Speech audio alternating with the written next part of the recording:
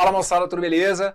Vamos nessa, seguindo aqui no nosso módulo, está tratando da parte de geometria, questões da banca FGV, para a gente dar uma olhadinha e colocar os nossos neurônios para fritar. Dê uma olhadinha nessa que está aí, ó, concurso da Prefeitura de Salvador, enunciado dizendo que o mapa de um loteamento foi construído na escala 1 para 2.500. No centro desse loteamento há uma praça que aparece no mapa como um retângulo de 3 centímetros por 4 centímetros. O que ele pede para vocês é a área real dessa praça, e aí só toma um pouquinho de cuidado, porque aqui eles vão cair naquela brincadeira de trazer uma unidade diferente da que foi apresentada no enunciado. Você tá ligado nisso aí, não é? Vai para lá para me representar, hein? Fala sério, olha para cá. Esse retângulo que tá aqui, ó, no enunciado, tinha dimensões 3 centímetros por 4 centímetros. E aí aqui nas alternativas está tudo em metro quadrado, então a gente tá ligado nisso aí. Brunão, eu tô atento, velho. Minha bateria aqui não tá arriando não, tá nos 330 do jeitinho que você fala. Isso aí. Então o negócio aqui é o seguinte. Quando ele cita para vocês essa questão da escala, a escala é de 1 para 2.500. Pô, Bruno, eu sempre fico viajando nessas situações que envolvem escala. Não tem que arrumar confusão. Quando ele fala que a escala é de 1 para 2.500, aquele 1, você vai entender o 1 que você quiser. É como se ele estivesse dizendo que 1 metro do mapa corresponde a 2.500 metros na realidade, e 1 quilômetro no mapa corresponde a 2.500 quilômetros na realidade, e 1 centímetro no mapa equivale a 2.500 centímetros na realidade. A proporção é de 1 para 2.500 na unidade que você quiser trabalhar, certo? Como ele cita que no mapa a gente tinha um retângulo de 3 por 4, então a proporção é, para cada um do mapa, 2.500 da realidade. Então aqui, se eu tenho 3 no mapa, na realidade, eu vou colocar aqui, ó, enquanto no mapa eu tenho lá um lado medindo 3 centímetros, na realidade a proporção é de 1 para 2.500. Então, na realidade, aquele lado é de 3 vezes 2.500, ou seja, 7.500 centímetros. Perfeito? Enquanto no mapa eu tenho uma dimensão de 4 centímetros, na realidade eu vou ter uma de 4 vezes 2.500, que vai ter que ser o quê? 10.000 centímetros. Ok? Então, proporção de 1 para 2.500, cada um do mapa, 2.500 na realidade. 3 centímetros no mapa, na realidade, 3 vezes 2.500. Então, na realidade, eu tenho uma praça, tem uma de suas dimensões medindo 7.500. No mapa, 4 centímetros. Na realidade, 4 vezes 2.500. 10.000 centímetros. Então, na realidade, a gente tem a praça com dimensões 7.500 centímetros por 10.000 centímetros. E aí, fica a seu critério agora. Ou você calcula a área real em centímetros e depois você converte tudo para metros quadrados, ou você já faz a conversão. Aquelas dimensões que estão em centímetros, você já pode passá-las para metros e depois faz a multiplicação das dimensões em metros, tá bom? Didaticamente, eu vou deixar as duas soluções. Veja aí o que você acha melhor. Se você vier para mim e falar assim, Bruno, qual que é melhor? Cara, aqui não tem a questão do melhor. A melhor é a forma que você encontrar, certo? Então aqui eu vou deixar as duas soluções. Como assim as duas soluções? Vou pegar o que está em centímetro e vou passar para metro, perfeito? Vou deixar indicado para vocês aqui, olha. 7.500 centímetros e 10.000 centímetros. Vamos lembrar aqui das unidades de comprimento? A gente tem lá, ó, quilômetro, hectômetro, decâmetro, metro, decímetro, centímetro e milímetro. Como eu estou me propondo aqui a passar para metro, então observem, de centímetro para metro, eu tenho aqui, olha, de centímetro para decímetro eu voltei uma, de decímetro para metro eu voltei duas. Então, como eu volto 2 unidades ali, a minha vírgula volta 2 casas.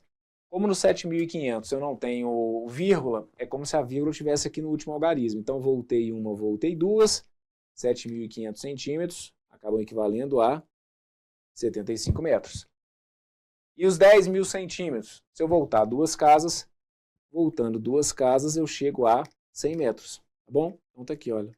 E aí eu passo a ter uma área, seria então a área real, de 75 metros por 100 metros.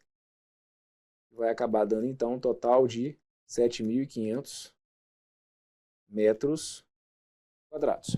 Tá bom? Eu vou estar indicado para vocês aqui então, lá na letra D. Eu sempre falo para vocês tomarem um pouquinho de cuidado com essa questão da unidade, porque o que eles fizeram aqui é bem previsível também, né? Às vezes você esquece de andar uma casa para lá, uma casa para cá, e nisso você acaba caindo numa alternativa trocada.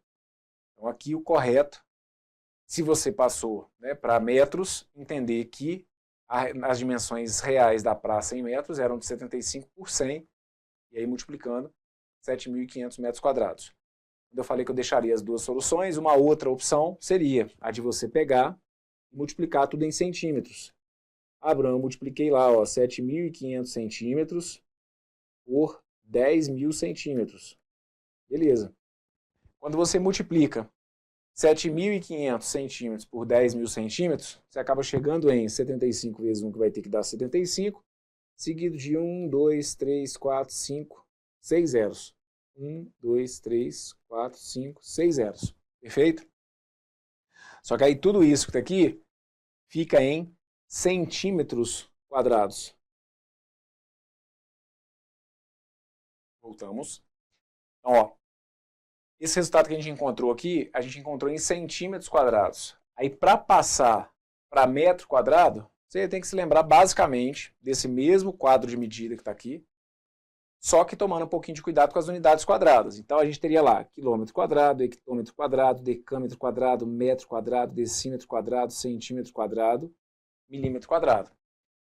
Para passar de centímetro quadrado para metro quadrado, de centímetro quadrado para metro quadrado, você volta uma unidade, duas unidades. Só que lembra, quando são unidades de área, para cada unidade que eu ando para a direita ou para a esquerda, a vírgula fica deslocada, duas casas, para a direita ou para a esquerda. Então aqui, como eu estou indo de centímetro quadrado para metro quadrado, são duas unidades, mas com a vírgula são 4 casas.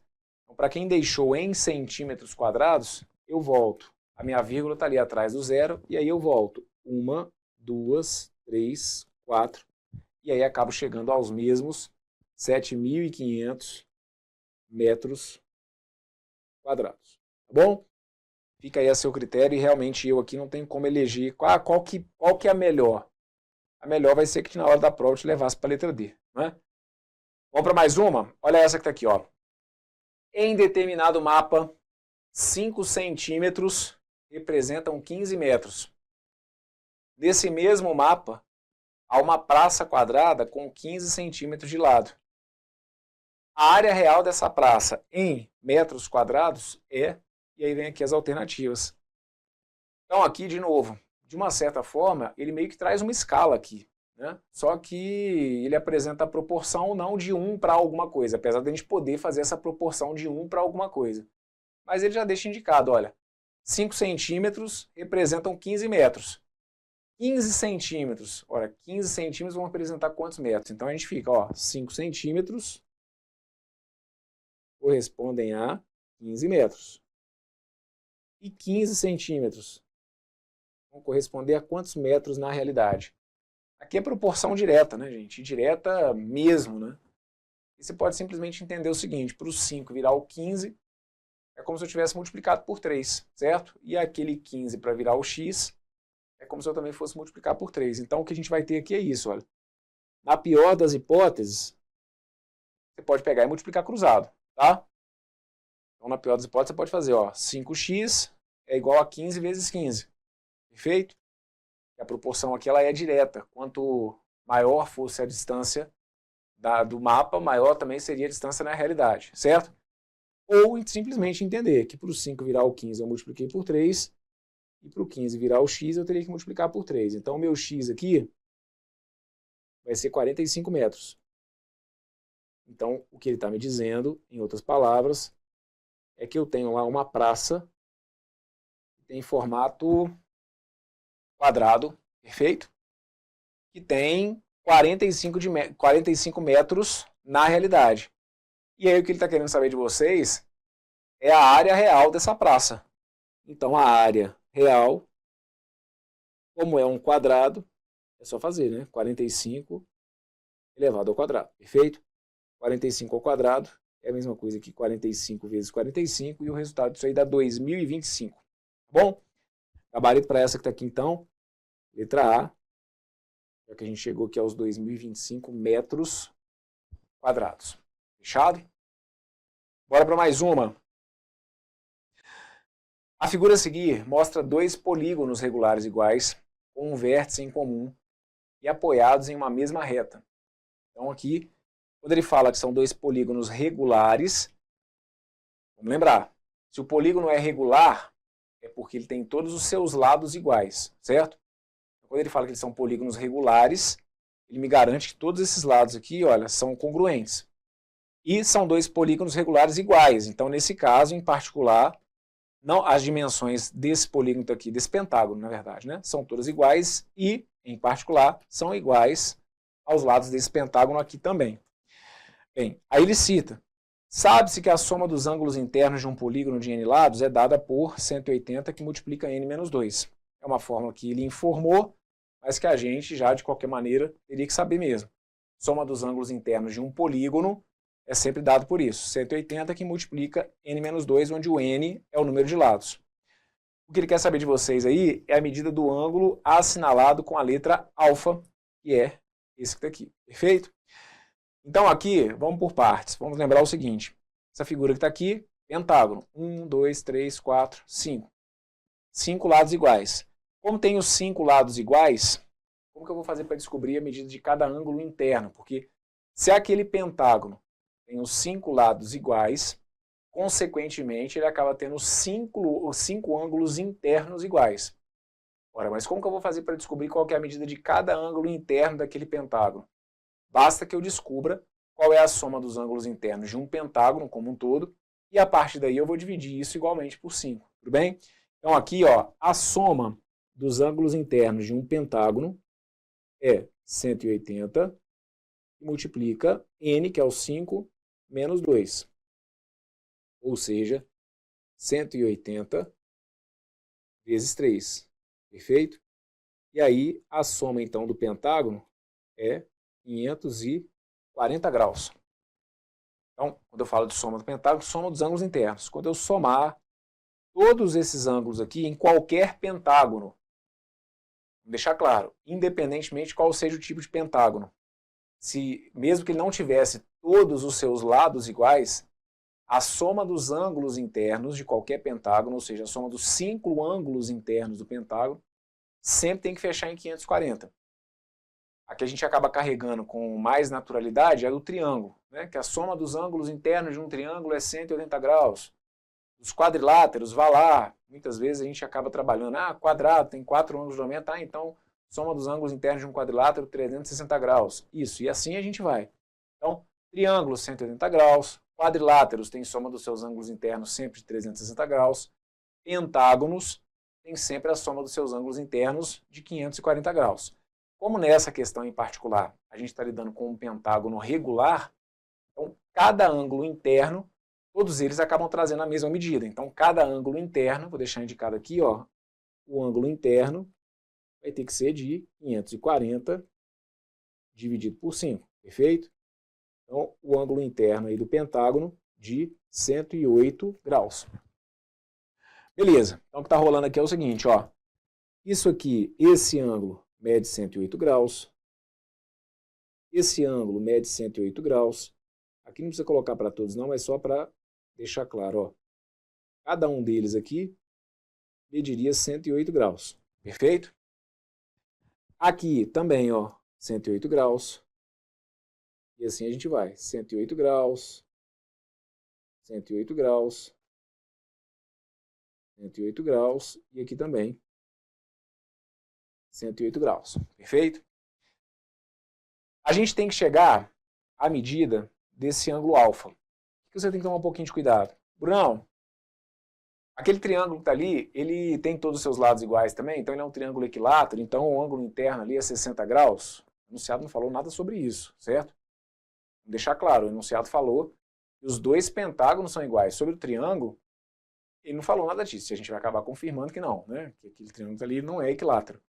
Aí o que você pode justificar para chegar àquele ângulo alfa? Conforme a gente já viu, conforme eu mencionei aqui, né? A soma dos ângulos internos de um triângulo é sempre 180 graus. Só que esse ângulo daqui, ele vale 108. Esse ângulo daqui é um ângulo externo ao triângulo. Consequentemente, se esse de fora vale 108, quanto que vai ter que valer esse ângulo interno? Aqueles dois ângulos ali, a gente diz que são suplementares. Eles formam um ângulo raso, né? A meia volta, eles formam um ângulo de 180 graus, certo? A gente fala que é a meia volta justamente por isso. Olha, se você juntar literalmente, né, ó, a voltinha desse ângulo que está aqui, ó, com a desse que está aqui, acabou de formar uma meia volta. E aí, a gente sabe que aquilo ali tem que medir 180 graus.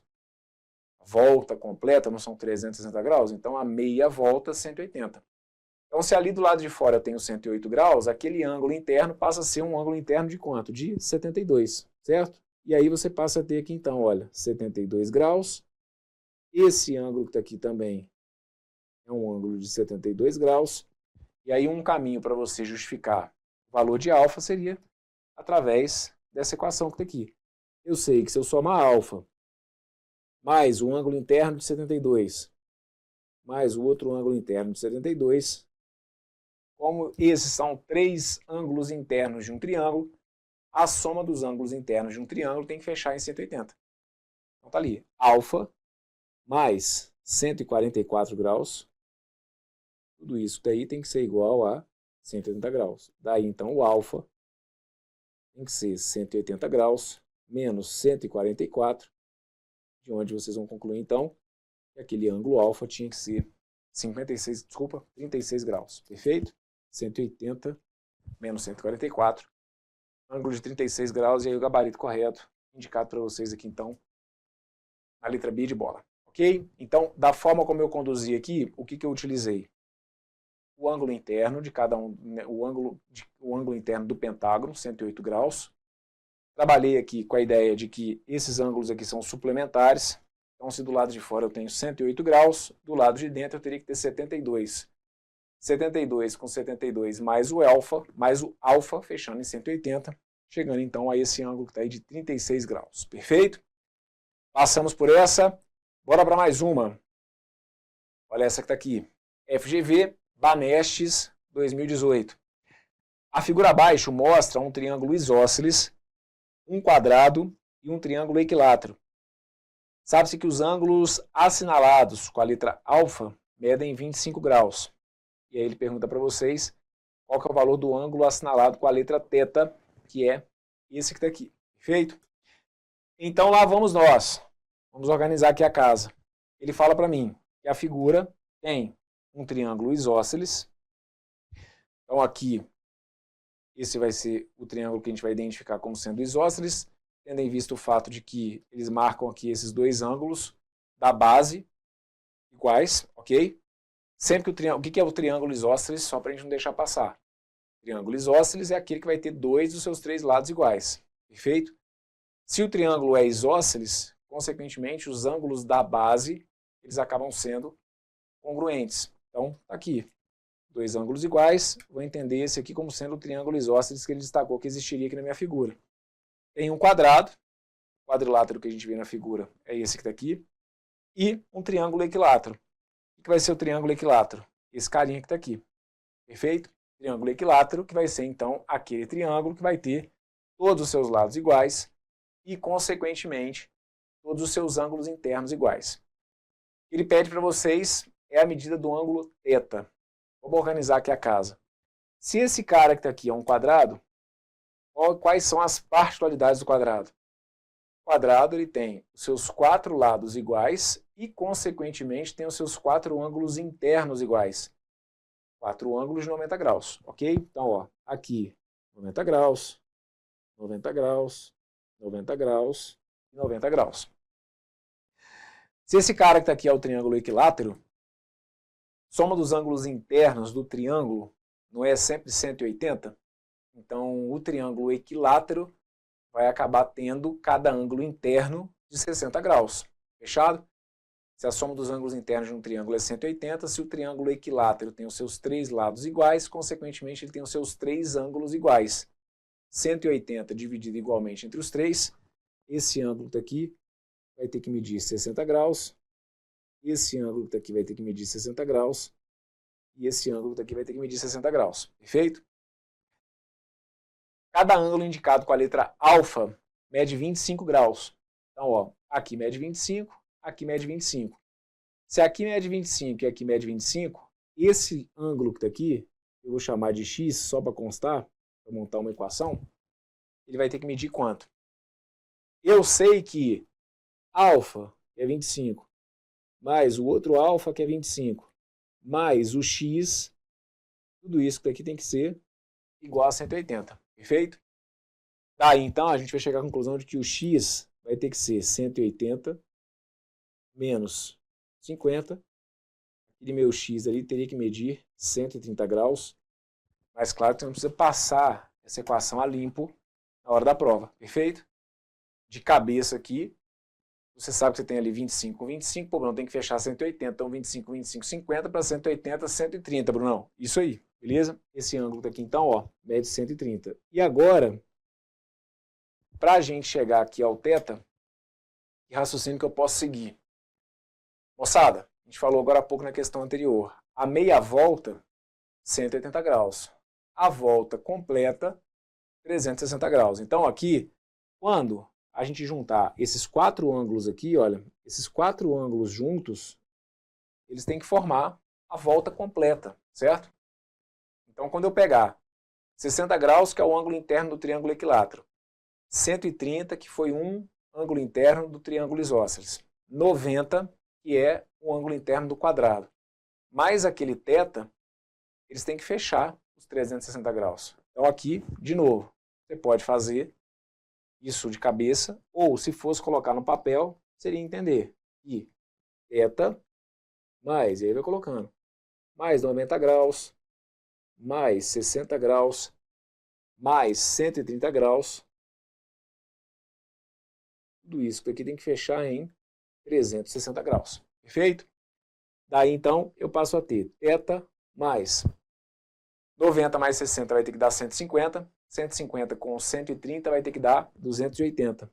Então θ mais 280 graus é igual a 360, de onde a gente vai concluir então que o nosso θ vai ter que ser 360 graus menos 280 graus. Nosso θ então 80 graus, perfeito? 360 menos 280, nosso θ aqui igual a 80 graus, e aí o gabarito correto para essa, indicado para vocês aqui, na letra D de dado. Fechado?